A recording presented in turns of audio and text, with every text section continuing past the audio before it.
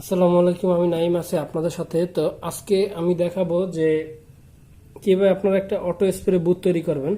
তো এটা কিন্তু এই অটো স্প্রে বুথের কিন্তু একটা ভিডিও আমার চ্যানেল আগে আপলোড করা আছে, যেটা শুধু ভিডিও আপলোড করা আছে। একজন ঢুকতেছে এবং স্প্রে করতেছে আর বের হইতেছে, এবং কিন্তু ওইটা কিন্তু আমার দেখানো হয় না যে আপনারা কন্ট্রোলিংটা কিভাবে করবেন।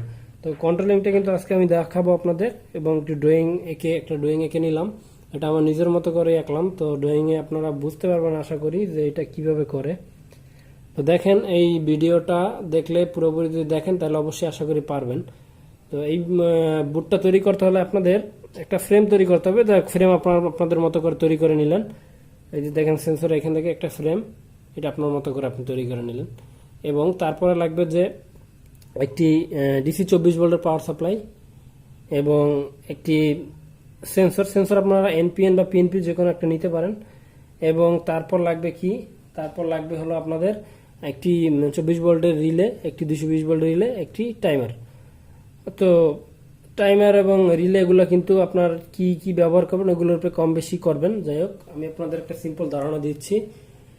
তো এখন 24 ভোল্টের যে পাওয়ার সাপ্লাই, এখানে কিন্তু এক সাইডে লেখা থাকে এল এবং এল, মানে নিউট্রাল এবং ফেজ, এবং অপর পাশে কিন্তু আউটপুট লেখা থাকে প্লাস মাইনাস। তো এল এবং এল আমি কিন্তু দিলাম না, জাস্ট এটা আপনার পাওয়ার সাপ্লাই দেখলেই বুঝবেন। তো এটা আপনি দিয়ে নেবেন, পাওয়ার এল এবং এল, এবং এই যে অপর পাশ থেকে প্লাস এবং মাইনাস। তো প্লাস আমি সেন্সরের প্লাসে দিলাম, মাইনাস সেন্সরের মাইনাসে দিলাম। তো সেন্সর কিভাবে কানেকশন করবেন এর উপরে কিন্তু একটা ভিডিও আমার চ্যানেল আপলোড করা আছে। আপনারা সেন্সর কানেকশন করতে সমস্যা হলে ওইটাও দেখে নিতে পারেন। প্লাস এবং মাইনাস দেওয়ার পর আউটপুটটা কিন্তু হবে মাইনাস, যেহেতু এনপিএন। তো মাইনাসটা কিন্তু আমি দিলাম রিলেতে, 24 ভোল্টের রিলেতে মাইনাস দিলাম। দেওয়ার পরে আর রিলের যে কয়েলের অপর মাথাটা দিলাম কিন্তু প্লাস, মানে প্লাস তো একটা জাস্ট আমি কয়েলে লাগিয়ে রাখলাম কমন করে। আর এই সেন্সেরও যখন সেন্স করবে কেউ এখান থেকে যাওয়ার সময় এটা একটা আউটপুট দেবে। আউটপুটটা এই রিলেতে পেলেই কিন্তু আমার এই রিলেতে একটা বাড়ি দেবে। রিলেতে একটা বাড়ি দেওয়ার সময়, বাড়ি দিলে কিন্তু তখন এইখানে আমি একটা কিন্তু পাওয়ার ঢুকাই রাখছি। এই যে অক্সিলারিতে দেখেন, অক্সিলারিতে একটা পাওয়ার ঢুকাই রাখছি ফেস। তখন এই পাওয়ারটা কি করবে, পাওয়ারটা আসে কিন্তু এই যে 220 ভোল্টের কয়েলে কিন্তু এখানে কানেকশন হয়েছে। তো এই রিলেটারে একটা বাড়ি দেবে, একটা বাড়ি দিয়ে কিন্তু ছেড়ে দেবে। তো ছেড়ে যদি যেহেতু না দেয়, মানে কিছুক্ষণ ধরে রাখে রিলেটা, সেই কারণে কিন্তু আমরা একটা টাইমার ব্যবহার করছি। মানে সেন্স করার পরে আপনার কত সেকেন্ড রিলেটা অন হয়ে থাকবে। তো সেই ক্ষেত্রে টাইমারে আমি কি করছি, টাইমারের এই যে আমার একটি পাওয়ার কিন্তু আমি মেইন লাইন থেকে ফেজটা একটি আমি অক্সিলারিতে ঢুকাইলাম রিলের, এবং রিলের অক্সিলারির অপর প্রান্ত থেকে একটা টাইমারের পাশে দিলাম, এবং 7-8 শর্ট করে কিন্তু ওই কয়েলের সাথে আবার লাগিয়ে দিলাম। তখন কি হবে, অক্সিলারি কিন্তু এইটাও অন হবে, এই রিলেটা অন হওয়ার সাথে সাথে অক্সিলারিটা অন হবে। তখন এই পাওয়ারটা এখান থেকে ঘুরে এসে কয়েলে ধরবে, তখন কিন্তু আর আমার পাওয়ারটা কিন্তু ছাড়বে না, মানে পাওয়ারটা কিন্তু ধরে রাখবে। টাইমারের টাইম শেষ হবে, যেটা আমরা সেট করব, শেষ হওয়ার পরে তখন কিন্তু এই রিলেটা ছেড়ে দেবে।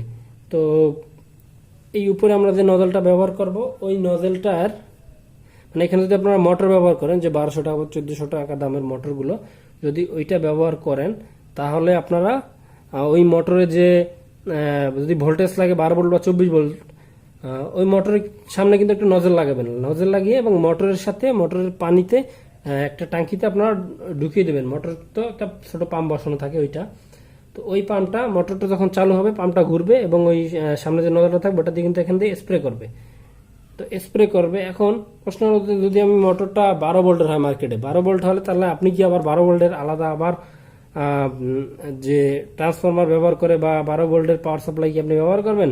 না, আপনার 12 ভোল্টের আর এক্সট্রা করে ব্যবহার করতে হবে না। সেক্ষেত্রে আপনি কি করবেন, আপনি 7-8-12 একটা আইসি নেবেন, এবং এটা কিন্তু অবশ্যই হিট সিল লাগাবেন। হিট সিল না লাগালে কিন্তু আইসিটা গরম হয়ে পুড়ে যাবে। লাগিয়ে এই 24 ভোল্ট থেকে পাওয়ার ঢুকাবেন আপনারা 7-8-12 ভোল্ট আইসিতে। ঢুকালে ওই আইসি কিন্তু আউটপুট দেবে আপনার 12 ভোল্ট। ইনপুট 24 ভোল্ট পেলেও আউটপুট কিন্তু 12 ভোল্ট দেবে। তখন ওই 12 ভোল্ট আপনারা কি করবেন, এই মোটর দেবেন, এবং কিন্তু 12 ভোল্ট আপনারা কিন্তু অবশ্যই রিলে ঘুরিয়ে দেবেন। রিলে, এই যে আমার যে রিলেটা আছে, এই রিলেটা অক্সিলারি যে খালি আছে ওইটা কিন্তু আপনারা ঘুরিয়ে দেবেন।